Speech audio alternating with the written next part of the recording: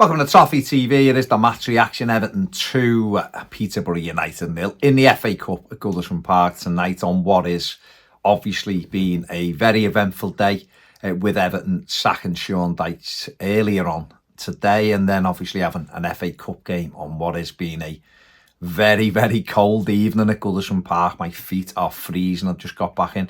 I don't quite think it rivaled Borisov Barty all those years ago, which was cold. That was one cold night at Goodison, but it was cold tonight. Walking home was freezing. But Everton have won the game, and you know we had Leighton Baines and Seamus Coleman in the dugout, and it looked good. And we've got through, which is all that really mattered. It was a strange atmosphere at Goodison tonight, it must be said. And Everton have got the job done, and you know, the two lads in charge made changes. They went 3 at the back. We had João Virgínia in goal and Jake O'Brien, Michael Keane, Jarrad Branthwaite as a back 3. We had Mykolenko left wing back. We had Nathan Patterson right wing back. The Mangala and Idrissa Gana Gueye in front of them. Harrison Armstrong, Iliman and Jai and Beto through the middle. And you know, one of the biggest things I took away from it, there wasn't many long balls just lumped up to the striker, which made a big difference. I think Everton have had just under 500 passes tonight. Tried to knock it round. One thing I would say is we don't move the ball anywhere near quick enough, and playing that kind of football, which was good at times, you have to move the ball quickly. The times we did do it, we pulled Peterborough all over the place, and you know, as we should. Let's have it right. But a lot of the time they sat in shape. Really disciplined performance from them. Didn't really cause us anything to worry about going the other way, particularly in the first half. But they defended really well and were really well disciplined. And again, Everton, it is that thing of, can you move the ball quickly to pull people out of position? If you can't, it becomes very easy for the opposition. That being said, their goalkeeper did make a few good saves. You know, we had the shot from Idrissa Gana Gueye, which he made a good save from. In fact, I think Idrissa had 2. One which the keeper seen Leighton parried. We had a Mangala volley, half volley rather, that struck the post, the top of the post, and came out. A couple of things went right across the box. A couple of players unable to turn in crosses. So we were a little bit more adventurous, I would say. Like I said, again, it's the, can we move the ball quicker when we're doing that? Nathan Patterson kept getting in behind, but too many times it was a flow to pass to him, so it was more difficult for him to get in. But you know, we were bright. I thought Armstrong was really bright, and it was him who opened up the Peterborough defence for Beto to score. Everton scored a goal in open play. I mean, who'd have thought it? Harrison Armstrong on the ball, lovely little slide reel ball through to Beto. He done well, got him round the goalkeeper and knocked it into the back of the net to give Everton the lead. And yeah, I mean, Beto done some good stuff and a couple of other things where you think we're just better, a little bit more composure, getting across the keeper, getting across the front post a little bit more. Might have been able to side foot a few in. He still looks, I mean, he looks really short on football as well, which is what he is. And I think the problem tonight will have been the disruption, I think. And obviously, Leighton Baines and Seamus Coleman have had no time with the squad at all to do anything. So obviously for them, it will have just been pick a team. And who knows, maybe that team was already picked to go out anyway. Maybe Sean Dyche had already picked that side. Who knows? But there certainly will have been no work done on what Leighton Baines and Seamus Coleman wanted to do tonight. I've seen, obviously, Baines' quote before, which is go out and give Goodison Park a performance it deserves. And I don't quite think we did that, because I think at times it was probably too comfortable for Peterborough to defend. But, you know, in general, a comfortable first half. Come out for the second half and a little bit more urgency, I think, at times from Everton. But again, the final ball didn't come in, or when it did, there wasn't enough bodies in the box. But again, an element of control. I was never, ever concerned that Peterborough were going to score. I thought the lad on the left wing, and I really should have, he was playing below me in the second half, but I think he got a cut and he got blood on his shirt and had to put on a shirt with no number. So I apologise to any Peterborough fans who were watching it, but I thought he was really bright. He was getting called a ringer by us because he didn't have a name on the back.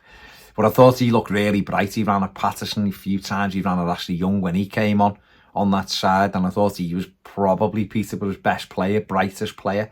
But they still didn't. João Virginia had crosses to take. There was a moment in the first half off a corner where they hit the ball goalwards and it got cleared in the 6-yard box. And that was really it.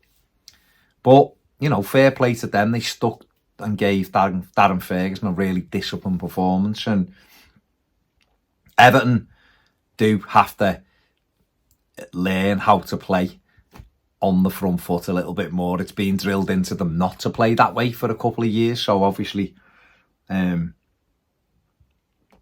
moving away from that. I mean, David Moyes looks like it's going to be him as the new Everton manager. We're just waiting to see who his backroom team will be. Don't know any length of contract. I imagine he'll be offered an 18-month deal, and we'll see how it goes from there. I mean, we did this with Sam Allardyce. Moshiri offered him an 18-month deal and replaced him in the summer.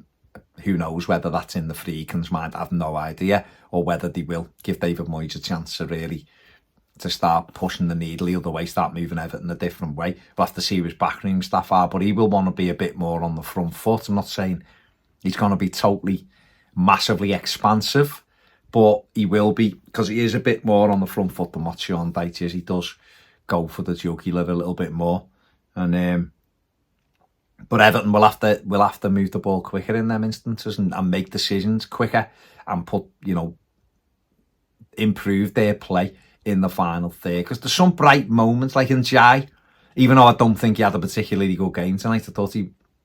Going into it, I thought he'd dominate the game, or certainly be the one who you look to. But I think Harrison Armstrong took that mantle tonight. I think Jai had moments in the first half, moments in the second half, where he got into good positions, but he tried to curl one in the first half that he put wide. And other than that, nothing really came of his runs, and he's got to get a little bit more caring on the ball in the final third. I think Patterson showed really good moments at times on an attacking front, but again, when he gets the ball back, just put it into a danger area, put it into a zone, and let's get people running across players, because trying to be too deliberate with the final ball doesn't work. I mean, the corners were not very good at all, and I think David Moyes needs to get them practicing corners when he comes in, when Dwight McNeil's not in the side, because they all look devoid of what to do with a corner. So that's a bit of work, a bit of homework for David Moyes there. But we've won the game. We ended up getting a penalty. I think the referee could have given about 3 against them. They were wrestling Branthwaite every single time. But before that, Everton had made changes. Took off Harrison Armstrong, who was looking a little bit tired at that stage. Took off Nathan Patterson and took off Beto, who'd scored the goal, and brought on Armando Breuer, Ashley Young, Abdoulaye Doucouré come on as well, and Lindstrom late on. But the real sad news of the night was obviously seeing Armando Breuer. He come on and made a couple of runs, and I was thinking when he come on, this is a great opportunity for him to maybe get a goal and get his Everton career up and running with a goal, a bit of confidence. And he chased the ball down, the goalkeeper came out, he skipped around the goalkeeper, the defenders put a good tackle in, and he's landed, and he was hitting the floor immediately, and when he didn't get up, you knew that it wasn't good. And when players are punching the floor, and he just didn't move, and the game went on. And I know Evertonians were booing Peterborough for not putting the ball out, but Everton got the ball back and didn't put the ball out as well. So, I really think we can have a go at them for that. But it was sad. It's always sad to see a player leave the pitch on a stretch, and it's really sad to see Armando Breuer leave the pitch with his leg in a brace and straight to hospital. And you just look, I'll be honest, I'd be amazed if we see him in an Everton shirt again this season. And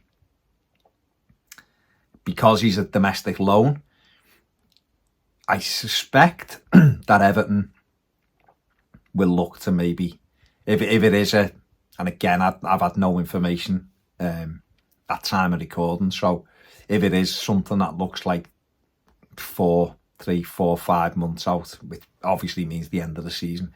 I'm sure Everton will try to do a deal with Chelsea, and we should see him return to them, because of players who get serious injuries normally return to the parent club anyway, and to do their rehab, and that of course would free up another domestic loan space then for Everton, who will probably have to go and try and fill that forward space. Evan Ferguson, anyone? Obviously that's massively optimistic, but who knows. But there you go, that was the real sad takeaway from the game. Everton got the penalty at the end. The game had obviously been given 10 extra minutes because of the injury to Breuer. Everton won a penalty. Jarrad Branthwaite wrestled to the floor at the far post. Doucouré thought he was taking it. Ashley Young took it off and said, don't be silly, give it to Iliman Ndiaye, and he rolled the penalty in, which was brilliant. I must say at this stage, Darren Ferguson, you are a knobhead. Or no, that's maybe a bit harsh. I think he's always come across all right, Ferguson, but knobhead behaviour tonight by not putting Tyler Young on. Why didn't you just get him on at the end? Why not put him on? Never looking like you were going to score a goal, making loads of changes. Just bring him on. Bring him on. Apparently, Darren Ferguson is not a happy man because an Everton players had a go on for not putting Young on. Not sure who it is. But there you go. Maybe it was Seamus, but would he be classed as an Everton player tonight because he was a coach tonight, or assistant, or a joint manager, whatever it is? But I thought that was poor. I think even the Peterborough fans would think that was a little bit bad not to do it. But there you go. Tyler did walk around with Ashley Young and got clapped from the Evertonians. And the Peterborough fans are clapping him, obviously, as well. There you go. My man of the match, Harrison Armstrong, created the first goal. Energetic performance. Done really well. I thought Michael Keane did well tonight. I thought Jake O'Brien did quite well tonight. But I think Harrison Armstrong, Patterson, some good moments as well. But Harrison Armstrong is my man of the match. João Virginia did well as well, but you know what he had to do, didn't have to do much. Harrison Armstrong is my man of the match on what has been a mad day for Everton. We'll be back tomorrow, obviously, covering the Sean Dyche exit and covering, obviously, the David Moyes stuff, which it looks like it's going to be him right now. I'll be doing all of that. I'll be doing a 3 talking points video as well, so check that one out as well. Thanks for watching. See you later.